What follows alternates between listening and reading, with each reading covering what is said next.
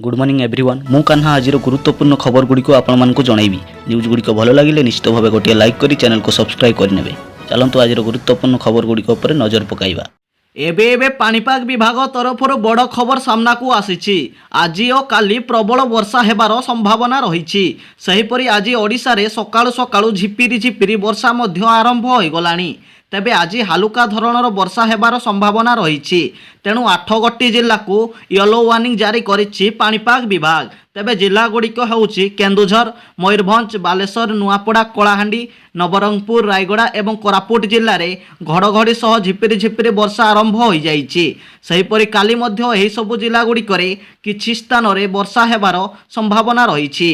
तेबे 12 तारिख अर्थात काली ठारू धीरे धीरे बढ़िबो ताती।